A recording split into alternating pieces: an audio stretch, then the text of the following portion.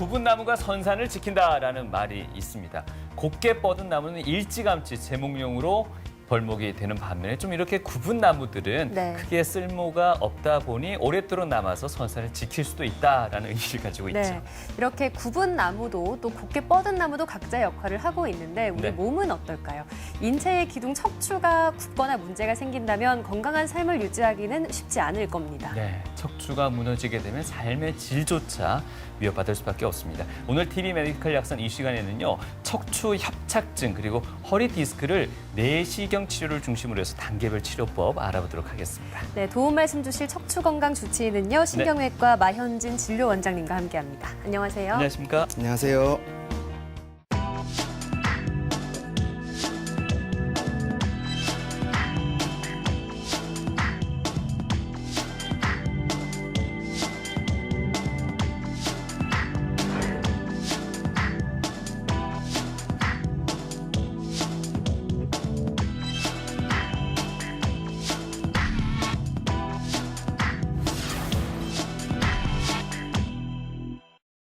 아이고 허리야 하고 이렇게 입에 달고 다니시는 분들 많으십니다. 이 네. 허리 통증 한번 시작하면 끝없이 이어지는 통증이기도 한데요. 우리 국민의 한 80% 정도가 허리 통증을 경험하고 있다고 합니다. 네, 허리 통증도 척추 질환, 보통은 나이 들면서 생기는 퇴행성 변화라고 알고 있는데 요즘은 초등학생 친구들도 허리 아프다는 친구들이 그렇게 많다고 합니다. 네. 이게 뭐 스마트폰을 오래 사용한다거나 앉아 있는 자세가 좀 이상하거나 이런 그렇죠. 생활 습관의 영향이 가장 클 것 같습니다. 그렇습니까?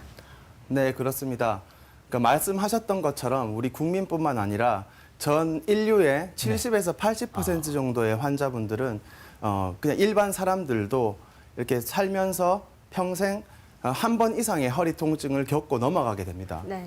최근 같으면 이렇게 이제 생활 습관, 아까 얘기하셨던 것처럼 스마트폰을 장기간 사용한다든지 아니면 잘못된 자세로 오랫동안 일을 한다든지 운전을 한다든지 하면서 처음에는 이제 증상으로 그쳤던 그런 경과들이 장기간 지속이 되면서 병으로 전환이 되면서 척추 질환으로 고생을 할 수가 있습니다. 네, 이 80, 90까지 사용해야 되는 허리인데 20대 때, 10대 때부터 아프면은 네. 앞으로 그 문제가 심각할 수밖에 없는데요. 이 허리 척추 쪽이요, 정형외과인가 아니면 신경외과인가 아직도 조금은 헷갈려하시는 분들이 있으실 것 같습니다. 맞습니다. 예. 접근하는 방식에 따라서 신경외과도 보고 정형외과도 두 과 모두 진료를 봅니다. 예. 근데 신경외과적 입장에서 이제 생각을 해보면 우리 몸의 중추인 뇌에서부터 가장 말초인 팔, 다리까지 가는 그 중심부에 척추가 있기 때문이기도 하고 그리고 척추 질환의 대부분이 신경의 압박과 연관성이 있기 때문에 신경외과에서 보는 것 같습니다. 네, 대표적인 척추 질환이라고 하면 척추 협착증, 또 네. 디스크 탈출증이 되겠습니다. 이렇게 허리가 아프다 보면은 여러모로 일상에서 불편함이 많잖아요. 많죠. 그러다 보니까 또 절박한 심정으로 이 병원도 갔다가 또 저 병원도 갔다가 이렇게 되는데 문제는 병원마다 또 제시하는 해결책이 다르다는 겁니다. 맞습니다. 어딜 가면은 증상이 좀 덜할 때 빨리 수술하시는 게 좋습니다라는 네. 곳도 있고 버틸 때까지 버티십시오 하시는 병원들도 있단 말이에요. 원장님, 환자들 참 고민됩니다. 이 부분 어떻게 정리할 수 있겠습니까? 그 수술이라고 하면은 예. 일생에 있어서 아주 큰 이벤트가 됩니다. 그렇죠. 환자분들 스스로도 결정하기가 힘들고 의사 입장에서도 심사숙고를 해서 결정을 해드려야 되는 부분인데 네. 만약에 이제 수술을 너무 빨리 진행을 하게 된다면 필요 없는 위험을 감수해야 될 수도 있고요. 만약에 수술을 좀 늦게 하게 된다면 아까 전에 얘기하셨던 것처럼 버틸 만큼 버텼다가 수술을 하게 되면은 이미 신경이 손상된 후에 수술을 진행을 할 수가 있기 때문에 네. 그때 당시에 수술이 잘 된다고 하더라도 신경 손상으로 인한 통증이 평생 지속이 될 수가 있기 때문에 수술 자체를 결정하는 시기는 너무 빨라도 좋지 않고 너무 늦어도 좋지 않다고 생각이 듭니다. 예. 오늘의 좀 포커스를 맞추는 내용에 대해서 얘기를 드리자면 좀 수술에 대해서 좀 더 포커스를 맞추도록 하겠습니다. 네. 일단 환자분들이 수술이 결정된 경우가 있습니다. 보존요법이 6주 이상 되었으나 증상 호전이 없어서 환자 스스로 일단 수술을 하겠다고 결정하신 분들, 그리고 수술이 결정된 환자들, 병원에서 수술을 결정해 주신 분들이죠. 그랬을 때 어떤 수술 방법이 있는지, 어떤 수술을 결정하는 것이 좋은지 궁금하신 환자분들이 이 강의에 대해서 집중해서 들으시면 큰 도움이 될 것 같습니다. 예. 내원시의 환자분들을 이제 외래에서 처음 뵙게 되면은 특별한 증상으로 수술을 하는 것은 아닙니다. 증상은 의외로 일반적인 증상들이 많은데요. 허리 혹은 목에만 통증이 있는 경우, 다리 혹은 팔에만 통증이 있는 경우, 그리고 두 가지 종류의 통증이 같이 복합적인 경우, 이렇게 일반적인 경우가 되겠습니다.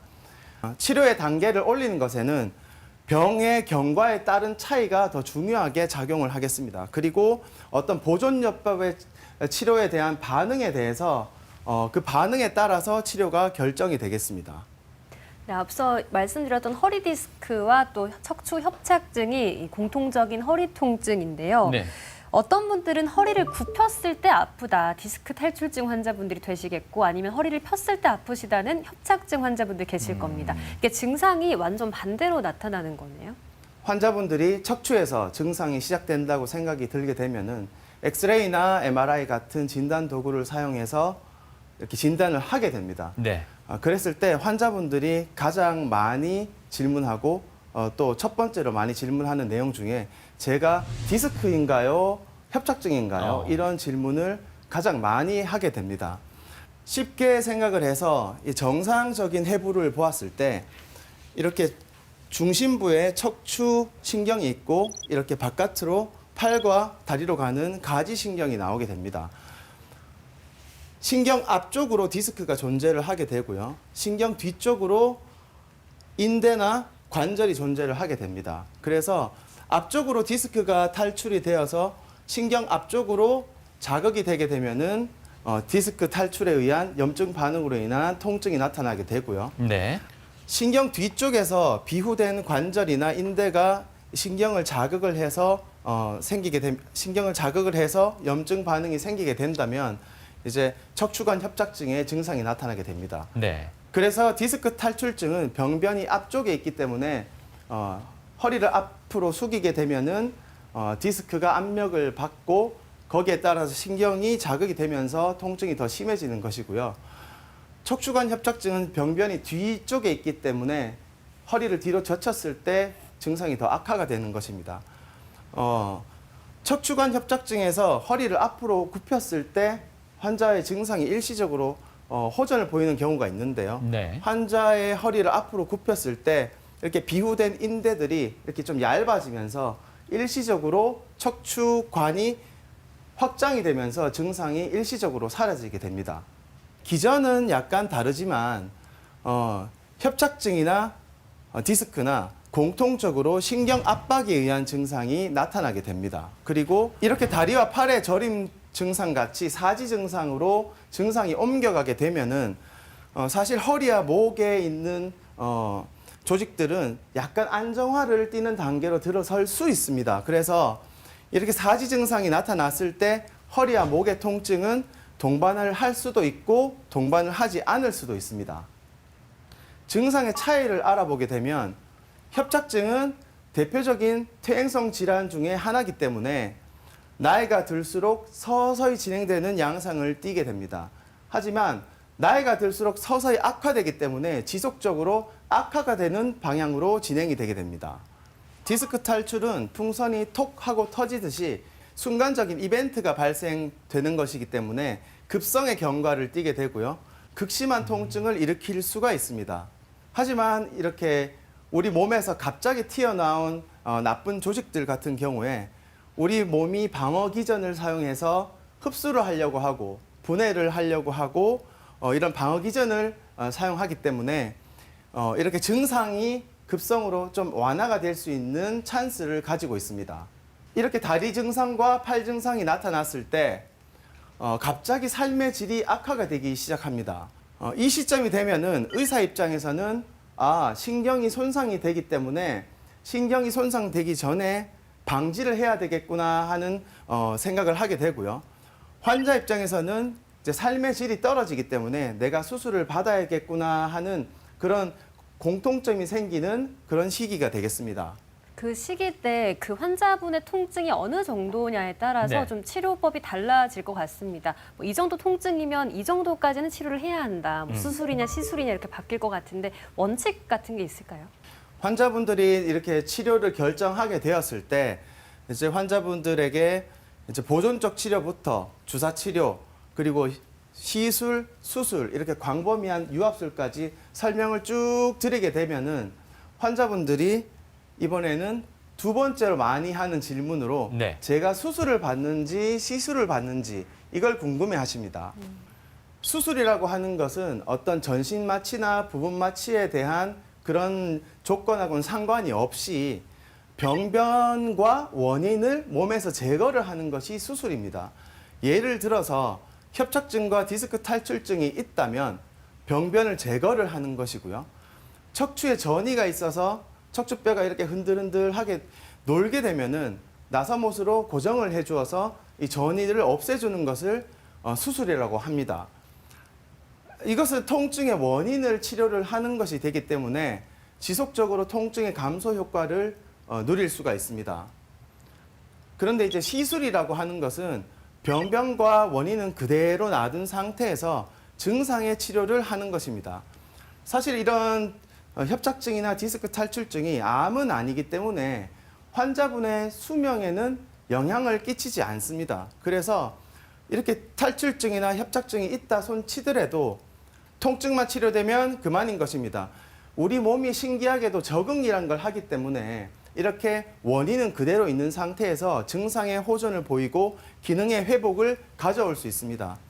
하지만 이런 경우에 통증의 원인은 그대로 있기 때문에 통증이 좋아졌다가도 다시 재발을 하고 하는 경우가 있을 수 있습니다. 네.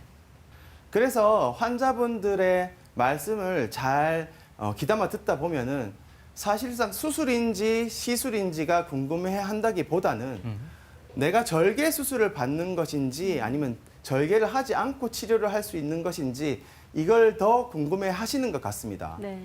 그래서 왜 그런지 이제 환자분들에게 좀 여쭈어 보면 절개 수술이라고 하는 것은 수술의 난이도가 일단 높을 것 같은 느낌이 든다고 합니다. 그리고 수술의 난이도가 높기 때문에 회복이 느릴 것 같은 느낌이 든다고 합니다. 회복이 느리기 때문에 일상으로의 복귀가 느려져서 본인의 스케줄에도 문제가 생길 수가 있고 이게 걱정이 된다고 말씀들을 많이 하셨고요. 수술 후에 상처 부위 통증이 심해서 그것 자체가 무섭다고 하시는 분들이 많으셨습니다. 그래서 환자분들이 원하는 치료를 좀 정리를 해보면 수술 후에 직접적으로 수술 부위 통증이 좀 적었으면 하는 부분을 원하시고요. 그리고 근본적인 원인 치료가 되어서 장기적인 통증 감소 효과를 누리고 싶어 하는 것도 있으시고요. 그리고 일상, 직장으로 복귀가 빨랐으면 하는 바람도 있으십니다. 이렇게 수술뿐만이 아니라 수술 외적인 조건도 많이 고려를 하고 계셨습니다.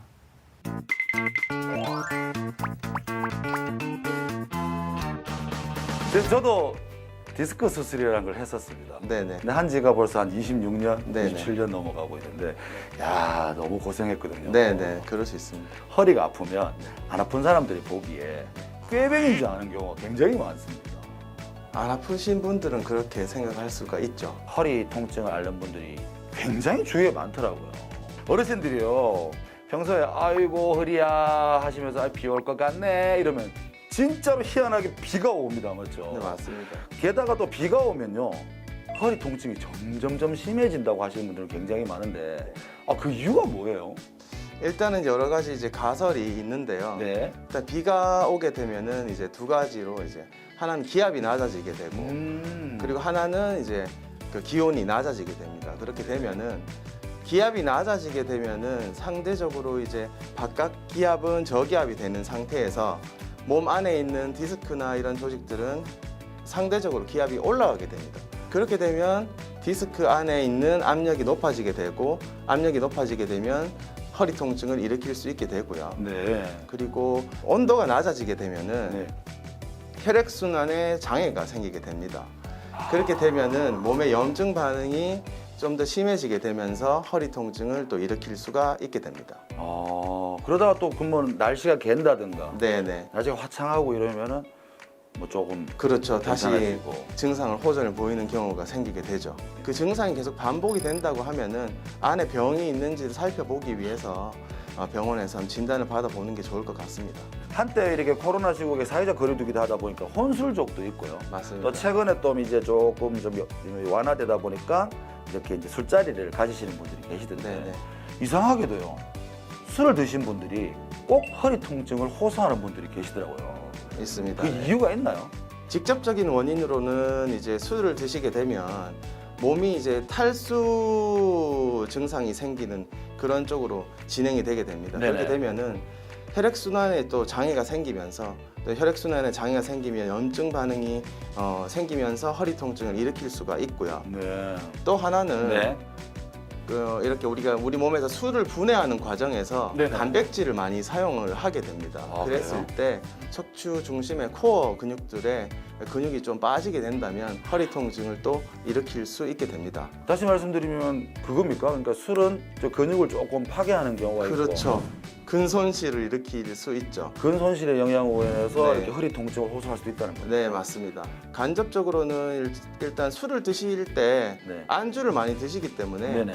복부에 비만이 생기게 되거나 하면은 복압이 증가하게 되고 복압이 증가하면 허리 통증을 또 일으킬 수가 있겠죠. 아, 네. 제가 그렇습니다.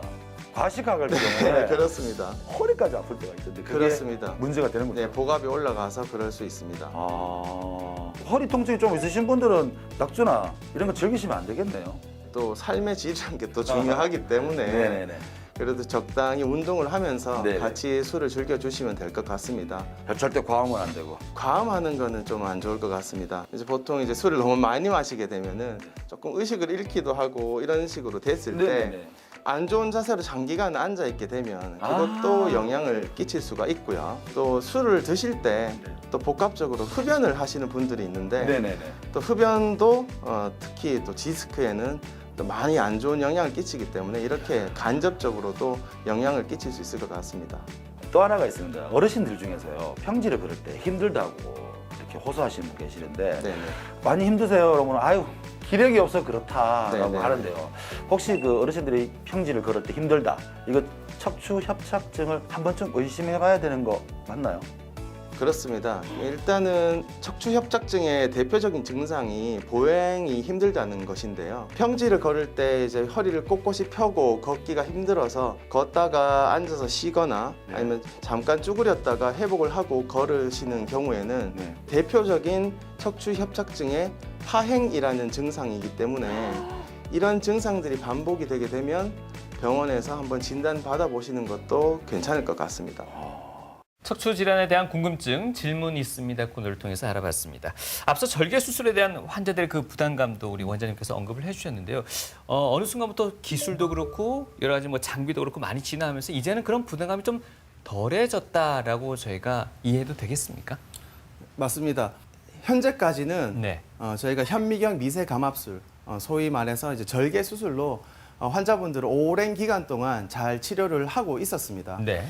하지만 이제 의사들도 환자들에게 절개를 하지 않고 침습을 덜 침습적인 방법으로 치료를 하고자 하는 바람이 있기 때문에 거기서 이제 개발된 수술 방법이 내시경 수술 방법이 있습니다. 네. 내시경 수술로 이렇게 절개 없이 수술을 해서 환자분들을 빨리 회복을 시키고 있습니다.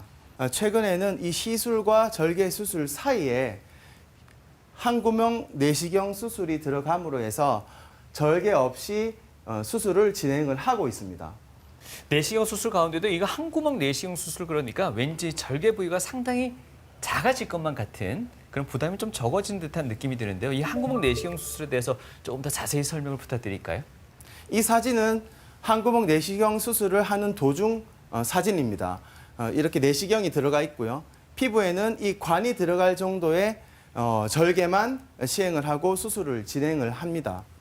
내시경 척추관은 이렇게 1cm 미만으로 이렇게 두께를 가지고 있고요. 최근에는 이것보다 더 작게 0.7cm 정도의 내시경을 사용하기도 합니다.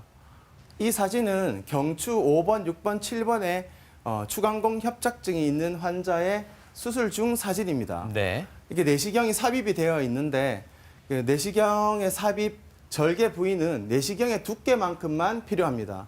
이렇게 내시경의 두께만큼만 절개를 해서 내시경의 각도를 바꿔가면서 병변의 전 부위를 수술을 진행을 할 수가 있습니다.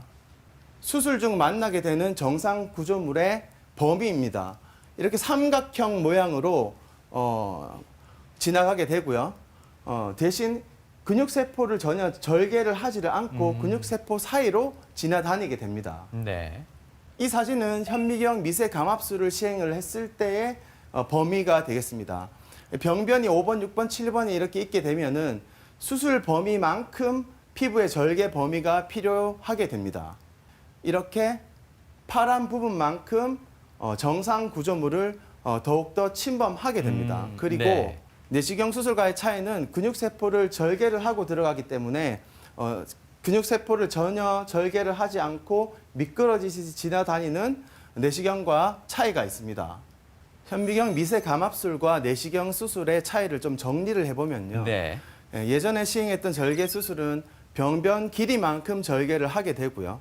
근육을 자르고 들어가기 때문에 수술 후에 근육 통증이 있습니다. 그리고 정상 구조물의 손상이 어느 정도 있을 수밖에 없었는데요. 내시경 수술로 넘어오게 되면서 병변 길이와는 상관이 없이 내시경 두께만큼만 절개를 하면 됩니다. 보통 0.7에서 1cm 정도를 절개를 하게 되고요. 근육 섬유 사이로 들어가기 때문에 자르지 않고 수술 후에 근육 통증이 적습니다. 그리고 정상 구조물의 손상이 거의 없다고 볼 수가 있습니다. 현미경 감압술과 내시경 수술의 공통점으로 보면은 정상 구조물의 손상은 다르나 병변은 똑같이 제거를 할 수가 있습니다. 현미경 미세 감압술의 수술 전 MRI 사진에서 협착증이 진행이 되어서 이렇게 삼각형 모양으로 신경이 눌려 있는 모습에서 수술 후에 이렇게 신경이 펴지면서 신경이 동그랗게 돌아온 모습을 볼 수가 있습니다. 네. 내시경 수술에서도 똑같은 모양을 보여주는데요. 수술 전에 이렇게 협착이 진행된 모습에서 수술 후에 신경이 이렇게 동그랗게 펴진 모습을 볼 수가 있습니다. 수술 후 상처를 비교해 보면요. 내시경 수술 후의 상처를 보여주고 있습니다. 1cm 미만이고 상처가 작기 때문에 실밥이 없습니다. 그래서 흉터가 작고요. 그리고 특히나 이런 경우에는 의사들에게도 편합니다. 상처 관리가 쉬워서 감염 관리에도 쉽습니다. 내시경 수술의 범위와 절개 수술을 했을 때 피부 절개 범위를 비교한 모습입니다. 이렇게 차이가 나게 되고요. 네. 그러면 이 내시경 치료를 받은 분들은 아무래도 퇴원도 훨씬 더 빨리 할 수가 있는 거겠네요. 네, 맞습니다. 내시경 치료 후에는 보통 환자분들이 하루나 이틀 만에 퇴원을 하게 되는데요. 이렇게 하루나 이틀 만에 퇴원을 시키려고 하면은 확실한 근거가 있어야 됩니다. 의학적 근거로는 수술이 잘 끝나게 되면은 의사들은 수술 다음 단계인 감염 관리로 들어가게 되는데요. 상처가 작기 때문에 감염 확률이 적습니다. 그리고 실제로 수술 후에 객관적인 염증 수치가 낮은 경향을 띠게 됩니다. 그리고 환자 입장에서 근거를 들어보면요. 수술 전 증상이 호전되는 것은 당연한 일일 테고요.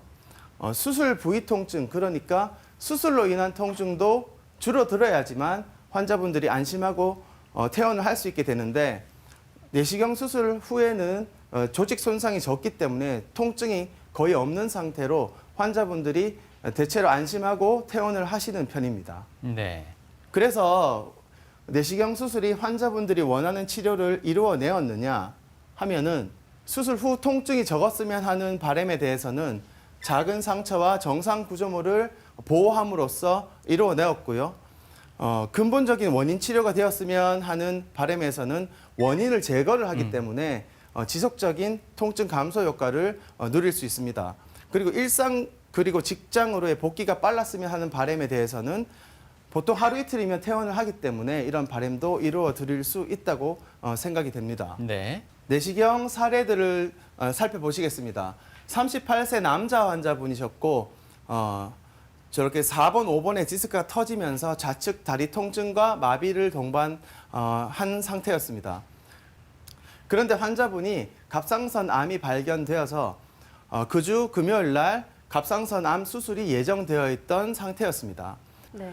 근데 환자분의 증상이 마비가 있는 상태였기 때문에 마비를 그대로 놔두게 되면 영구적인 신경 손상을 일으킬 수 있기 때문에 허리 수술도 급한 상태였습니다. 그래서 월요일 날 입원하셨고요.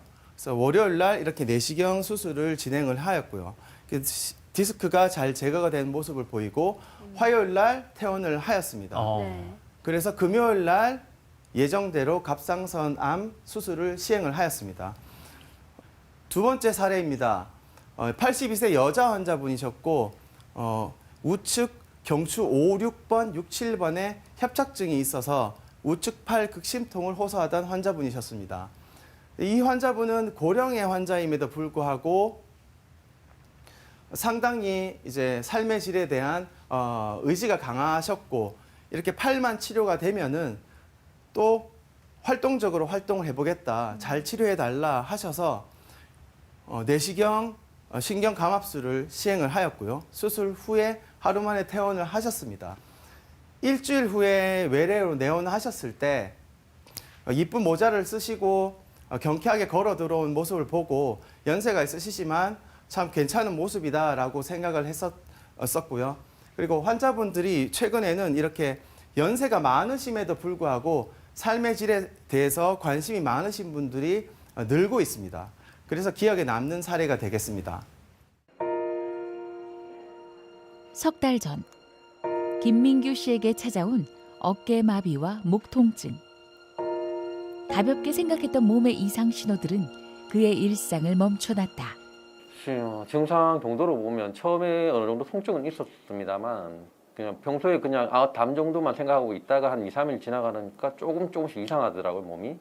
그러다가 어느 순간 일어났는데 팔 자체가 움직이지를 않더라고요. 팔 자체가 안 움직이니까 이건 통증을 뭐 배기를 수도 있는 부분이고 그런 것 같아요. 그 대신 아프다는 느낌보다는 오히려 실제로 안 움직인다는 답답함이 더 컸죠.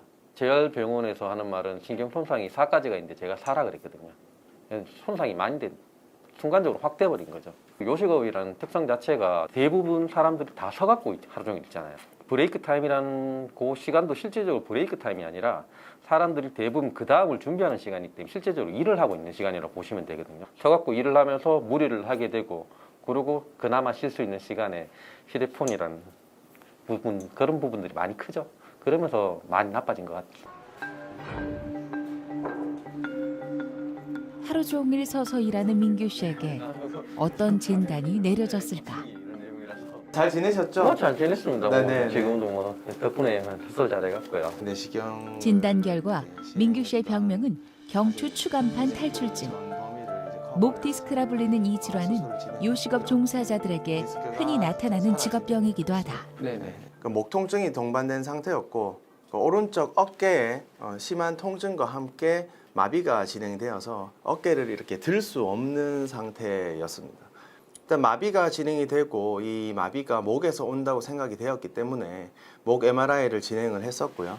그래서 그 경추 4번, 5번에 디스크가 탈출이 심한 것을 확인을 하였고요. 마비가 진행이 되게 되면은 그 영구적인 신경 손상을 일으킬 수 있기 때문에 빠른 수술을 계획을 했었고 최소한 절개를 해서 시행을 하는 경추 쪽으로 하는 내시경을 시행을 하였고요. 수술 후 상처가 작기 때문에 환자분은 회복 자체는 통증 자체는 빨리 회복을 했습니다. 제거가 잘 돼서 몸뿐만 아니라 일상까지 마비시키는 척추 질환. 그러나 절개 부위가 적고 회복이 빠른 한구멍 내시경 신경 감압술과 디스크 절제술을 통해 현재 민규 씨는 특별한 이상 없이 일상생활을 보내고 있다. 앞으로도 이제 네. 재활 치료도 하시고 네. 이렇게 좀 능동적으로 하는 재활 치료도 중요한데 이렇게 이제 잘 안 되는 부분이 있으면 이제 수동적으로 움직여 주는 것도 상당히 네. 도움이 되기 때문에 그렇게 네, 그래서 뭐 네. 그렇게 잘하죠. 더 좋아지실 것 같습니다. 네, 좋아지겠죠. 네네. 네, 그럴 것 같습니다. 애기 생각도 나고 못 알아주는 거 아닌가 그런 부분도 뭐 많이 걱정을 했었죠. 그러고 나서 이거 어떡하지. 그리고 또 미래에 대한 좀 먹먹함 그런 것도 많았습니다. 아프기 전에 나았으면 좋았겠지만 대부분 사람들이 아프고 나서 후회하고 그렇지 반성하잖아요. 그런 것 같아요. 많이 그때 보면 제 기분이 많이 좋아진 것 같아요. 애기 안고 뭐 여행 가고 다 같이 그냥 가족끼리 그냥 행복한 거 그리고 웃고 이런 거 걱정 안 하는 거 몸에 대해서 목 디스크 환자 사례까지 화면을 통해서 만나봤습니다. 이 네. 어깨 마비 증상까지 함께 있었기 때문에 네. 일상생활에 아마 많은 불편이 있으셨을 것 같은데요.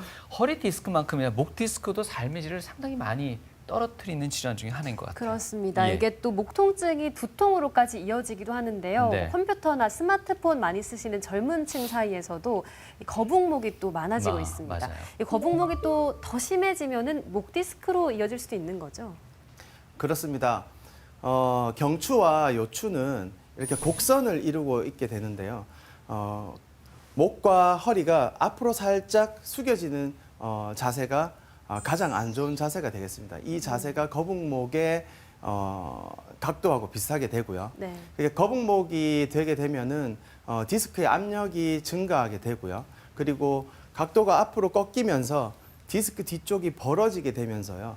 디스크가 뒤로 돌출되는 양상으로 바뀌게 됩니다. 네.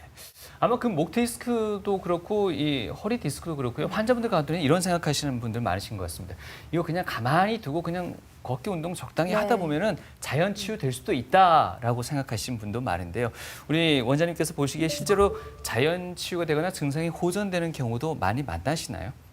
그렇습니다. 대부분의 환자들은 80% 정도의 환자분들은 그냥 증상이 회복이 되는 경우들이 있습니다. 예. 근데 이런 경우에 단순히 병이 없는 상태에서 증상만 왔다 가는 경우가 있고 병이 있는 상태이지만 증상이 호전을 보이는 경우가 있습니다. 그래서 이 두 가지 경우를 환자분들이 정확하게 구분을 하기가 힘들기 때문에 증상이 지속이 되게 된다면은 언제든지 병원에 나와서 진단을 정확히 해보는 것이 중요합니다. 네. 그래서 이렇게 80% 정도의 환자분들은 수술 전에 회복이 되게 되는데 수술 전에 할 수 있는 비수술적 치료 방법으로 일단은 침상 안정을 합니다. 일단 아프면 다들 눕게 되죠. 누워보고 그리고 약물도 치료해보고 물리치료, 운동치료 해봤을 때 그래도 증상이 지속되게 된다면 허리 병변에 직접적으로 주사를 놓는 신경주사 치료를 시행하게 됩니다. 네.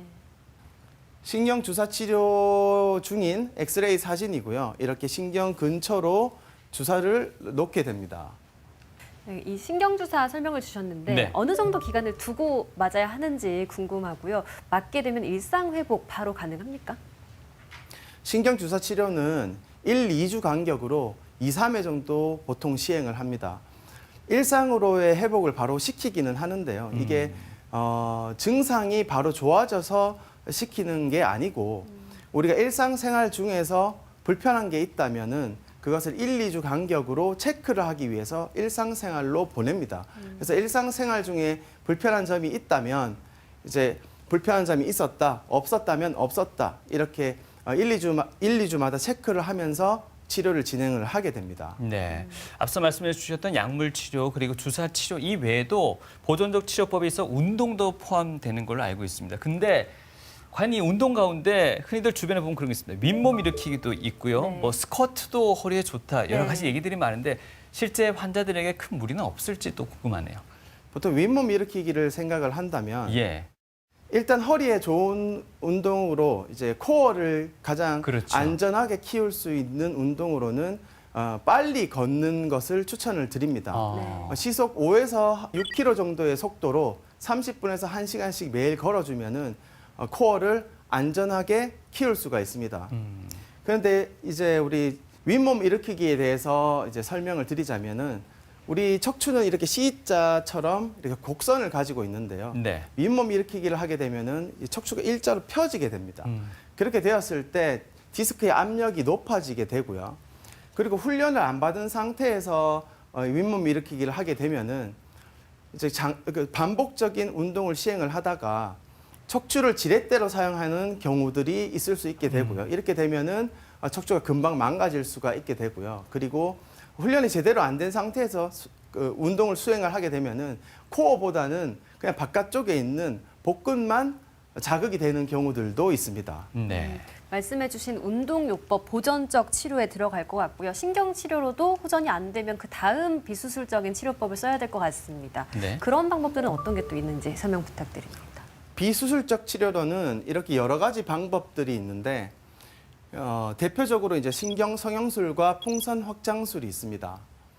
신경 성형술은 이렇게 꼬리뼈로 긴 관이 들어가서 병변까지 위치를 시킨 다음에 유착과 협착을 약간 박리를 시켜주고 이렇게 약물을 주입했을 때 막혀있던 신경관이 이렇게 뚫리는 모습을 볼 수가 있습니다.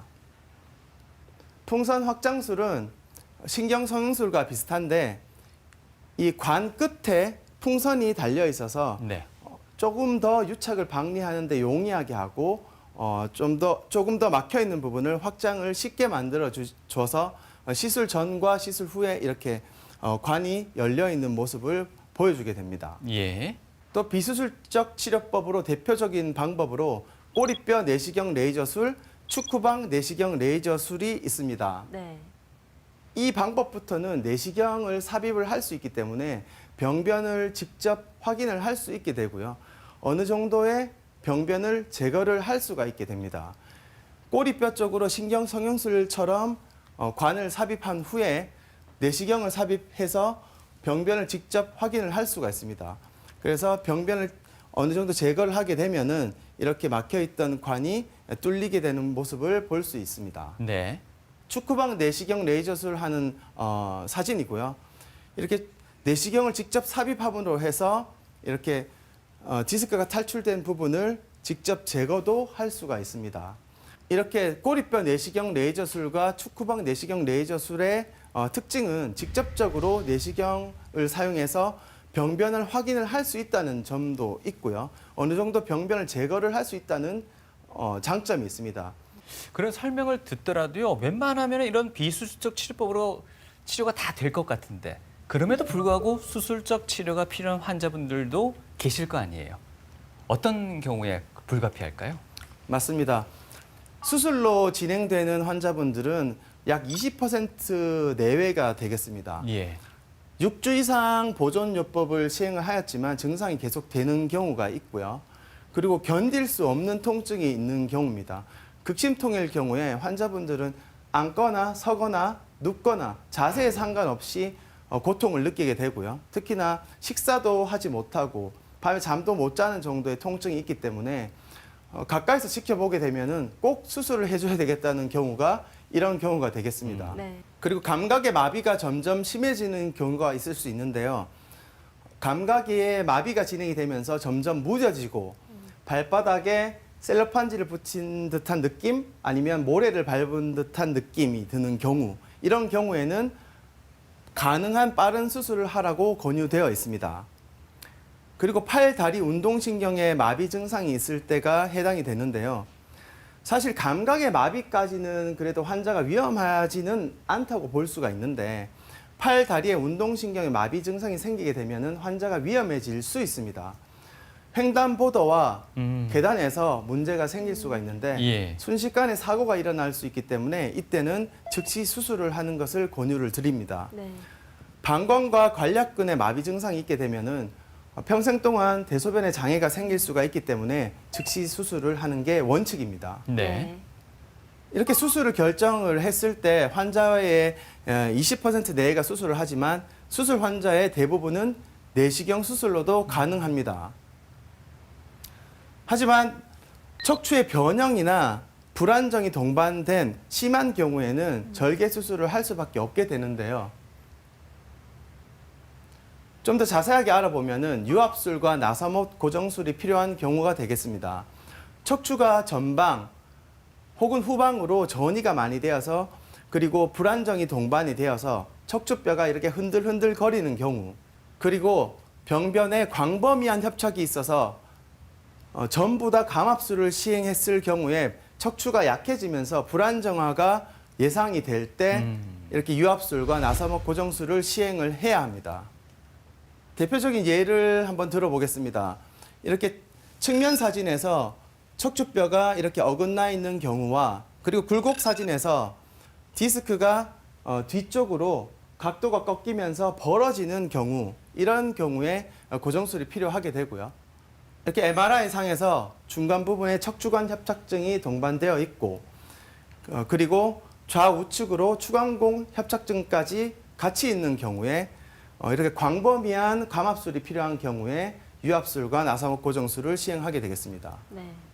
척수 조형 영상에서 신경 길이 완전히 끊겨 있는 모습을 볼 수 있고요. 방금 사진에서 본 환자분을 수술한 사진입니다. 이렇게 인공 디스크가 삽입이 되어 있고 나사목 고정술이 되어 있습니다. 그런데 최근에는 내시경 수술이 더욱더 발달이 되면서 이런 어려운 수술조차도 내시경으로 수술을 할 수가 있습니다. 이 환자분은 제가 내시경으로 이렇게 감압술을 시행한 후에 인공 디스크를 삽입을 하고 나사목 고정술을 한 사례인데요.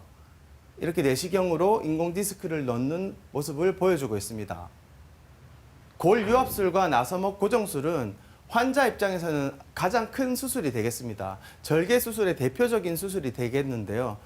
최근에는 이렇게 사례에 따라서는 이렇게 큰 수술도 한구멍 내시경 유압술로 가능한 시대가 되었습니다. 네. 아무래도 환자 입장에서 큰 수술이라고 하셨다 보니까 네. 또 고령 환자분들이 더 부담을 느끼실 것 같은데 그렇죠. 이럴 때 또 사용될 수 있는 다른 치료법이 있다고 알고 있습니다. 설명 좀 주실까요? 유압술과 나사목 고정술을 하기 전에 주목해야 될 만한 하나의 수술이 더 있습니다. 바로 인대 재건술이라는 수술인데요. 나사못을 고정하는 대신에 인대를 뒤에서 튼튼하게 감아줌으로 해서 이렇게 척추의 강도를 보존해주는 수술 방법입니다. 네.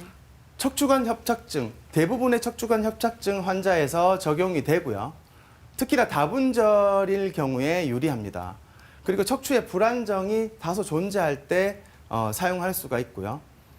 특히 유압술이 요하는 그런 큰 수술이 요하는 상태에서 환자의 내과적인 질환이 심하거나 환자가 고령인 상태에서 수술을 받지 못할 때 적합한 수술이 되겠습니다. 인대 재건술의 사례인데요. 2번, 3번, 3번, 4번, 4번, 5번의 협착증이 다분절로 존재를 하고 있고 2번, 3번에 약간의 척추의 불안정이 동반되어 있던 환자분입니다. 협착이 진행된 상태에서 이렇게 수술 후에 협착이 풀려서 신경이 동그랗게 보이고 있고요. 척추 뒤쪽으로 끈으로 튼튼하게 감아서 수술이 잘 맞춰진 모습입니다. 이후에 더 심한 병변에 대해서는 다분절로 골요압술 하는 방법도 고려를 해볼 수 있습니다. 결론적으로 수술이 필요한 경우에 이렇게 작은 상처로 원인도 제거를 하고 하루나 이틀 만에 퇴원할 수 있는 한구멍 내시경 수술에 대해서 충분히 고려해 볼 만하고 이렇게 최근에는 다들 스케줄도 바쁘고 하기 때문에 이렇게 본인 스케줄과 동료의 스케줄에 지장이 없이 빨리 좋은 치료를 받으시고 빠르게 회복하시면 좋을 것 같습니다. 네. 내 주위에 아까 고생을 했는지 허리 아프고 협착증 또 디스크 다 대부분 많이 아픈 것 같아요. 그 70대부터는 더군다나 더 많은 것 같아, 내가 볼 때는. 제가 평소에 그림 그리는 일을 많이 하는데 그림 그린다고 고개를 조금만 숙이고 있어도 목이 많이 아프고 최근에는 2시간짜리 영화를 보러 갔었는데 숙이지 않고 그냥 앉아있기만 해도 목의 통증이 계속 심해가지고 영화를 보기 집중하기 어려웠고 계속 아프다고 느꼈어요. 목 스트레칭을 하거나 안 그러면 목 베개 같은 것도 사용을 해봤는데 자세를 조금만 안 좋게 하면 정기적으로 계속 아파가지고 계속 불편함을 일상생활에서 느끼고 있어요. 허리가 갑자기 아파서 화장실도 잘 못 가고 기가 가고 뭐 그런 상태였어요.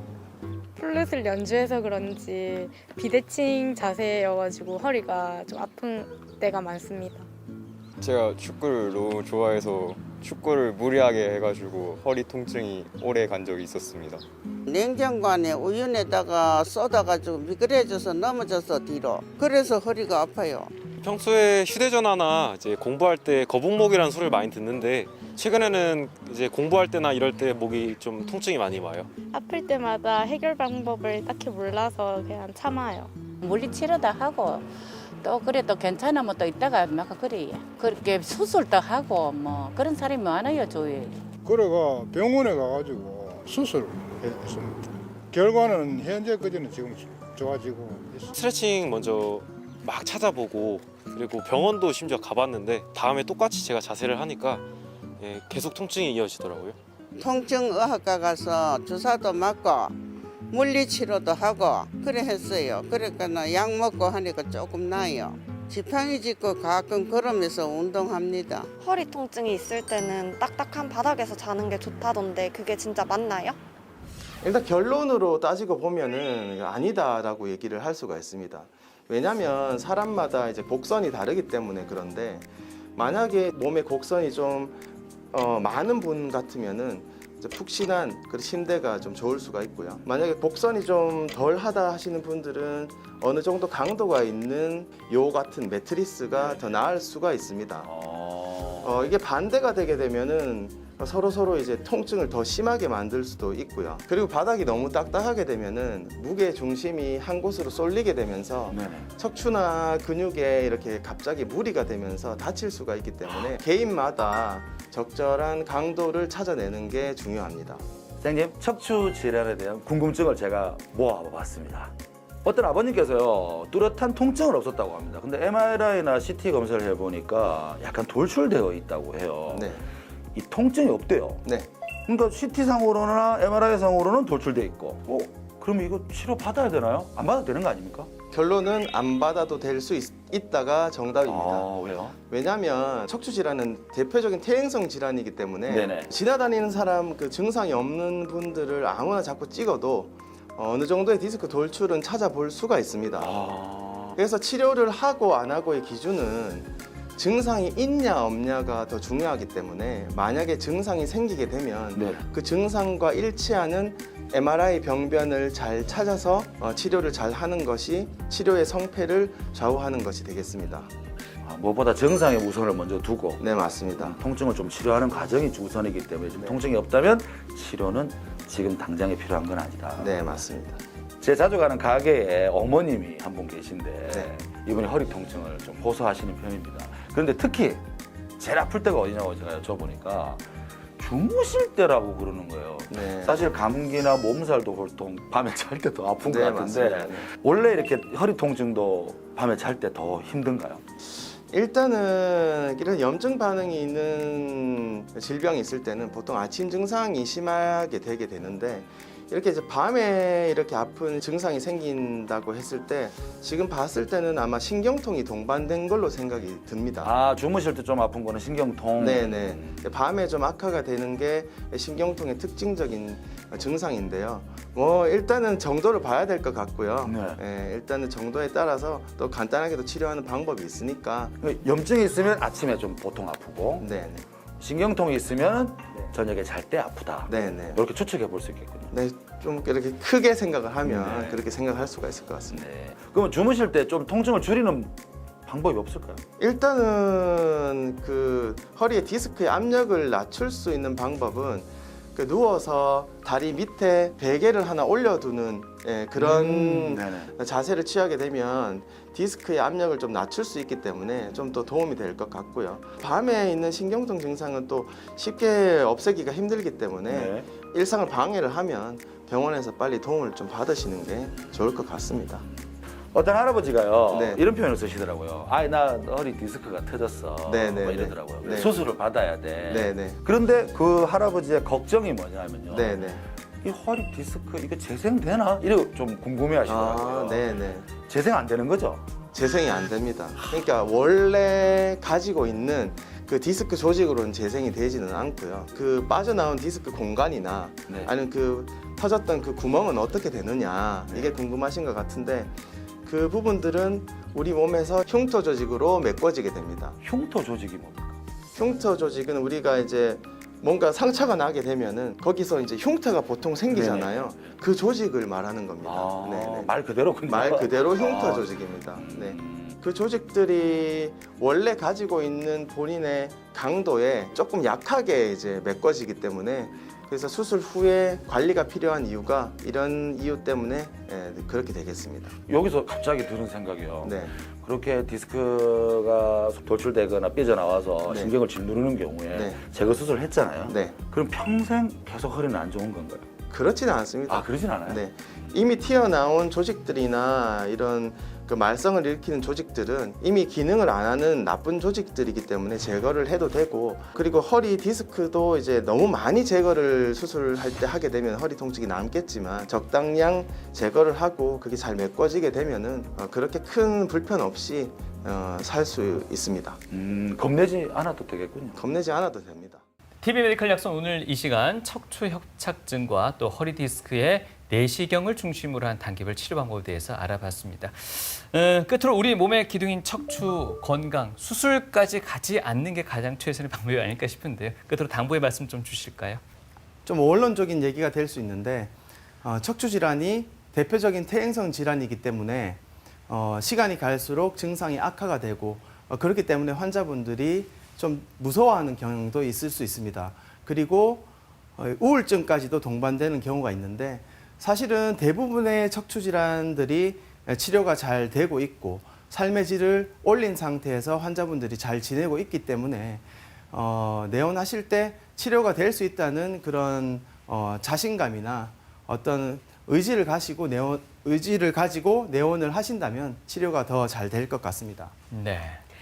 세계보건기구는요, 우리가 오래 앉아있는 이 생활 습관이 척추를 비롯한 우리 몸의 신체 모든 곳에 문제를 일으킨다라고 해서 의자병이라는 이름도 붙였습니다. 네, 오래 살려면 의자부터 치우라는 말도 있습니다. 너무 네. 앉아만 계시지 말고요.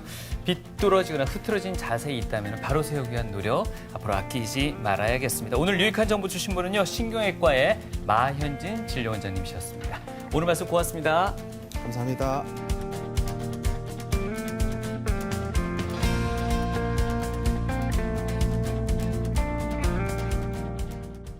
한 2년쯤 전일 것 같은데 제가 여기 병원에 온 지 얼마 안 됐을 때 오셨던 분이시고 장애인 올림픽에 준비를 하고 계시는 역도 선수분이셨습니다. 근데 팔에 통증이 생기기 시작을 했었고 심지어는 이제 어깨에 마비가 오기 시작을 했었습니다. 경추의 추간공이라고 신경이 압박이 돼서 이렇게 마비가 진행되는 증상이 생겨가지고, 근데 역도 선수기 때문에 힘이 빠지게 되면 이제 운동도 못하고 시합도 준비를 못하기 때문에 상당히 우울한 감정을 가지고 계셨었는데 경추 내시경 수술을 진행을 했었고요. 수술하고 하루 이틀 만에 일단 증상은 회복이 되었습니다. 그리고 마비 증상은 바로 회복이 되는 증상은 아닙니다. 이후에 환자분이 의지가 있으셔가지고 재활 운동을 열심히 하셨고요. 다시 시합에 출전을 한 걸로 저는 알고 있습니다. 지금은 힘을 많이 회복한 상태에서 외래에 잘 다니고 계시고요. 만날 때마다 이제 환자분께서 고맙다고 이렇게 한마디씩 해주시는데 그런 데에서 이제 저는 좀 또 보람을 느끼기도 하고 그런 것 같습니다.